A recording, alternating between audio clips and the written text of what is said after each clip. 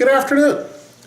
This devotional is being recorded for Friday, March 17th, 2023. How do we make life choices? When our world gives us a decision that's called for, what are some of the guiding principles for making decisions about the choices given in life?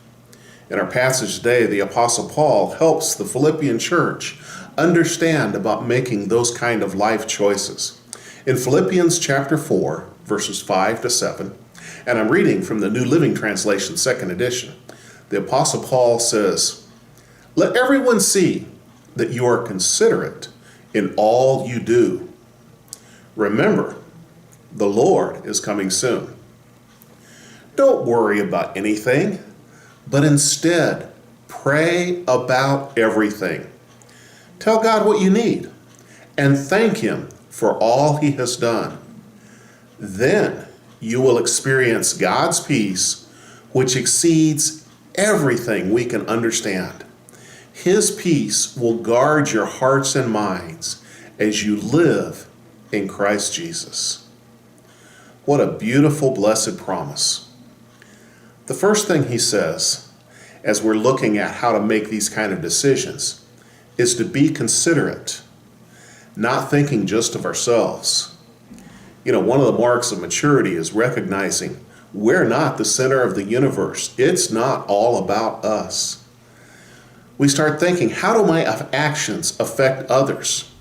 If I take this course of action I'm deciding on, what will it do to the people around me, the people I love and care for? How will it affect my family, my children, my spouse, the people I work with, my neighbors?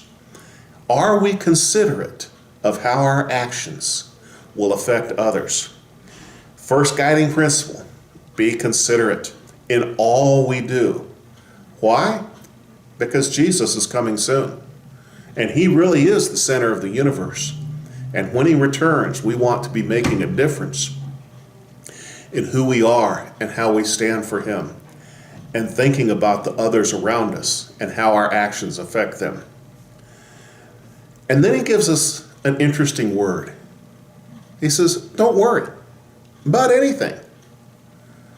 Worry is destructive.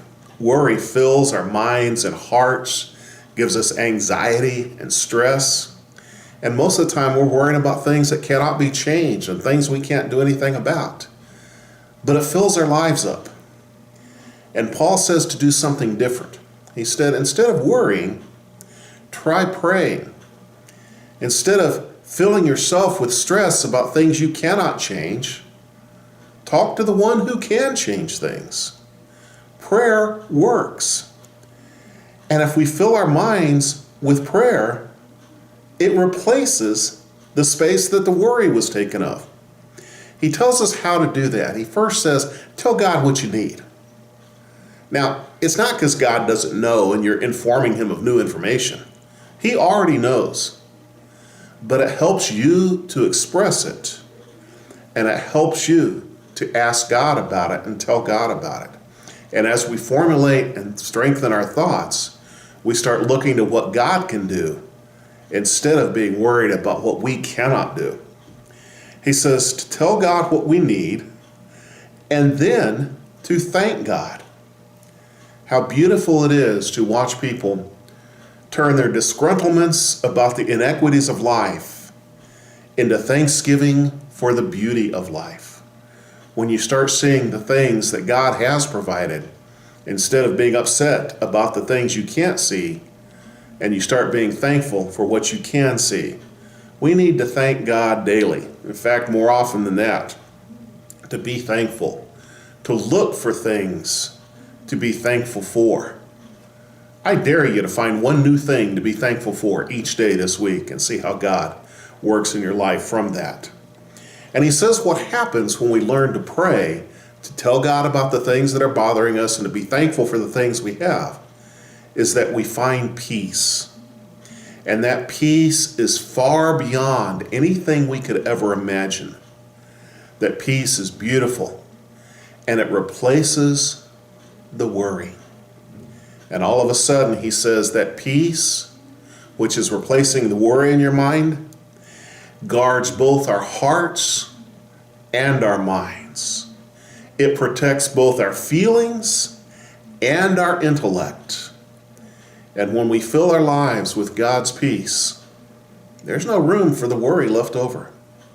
Prayer and thanksgiving bring God's peace. This week, may you know the peace of God beyond all understanding, because you've replaced your worry with prayer and thanksgiving. God bless you.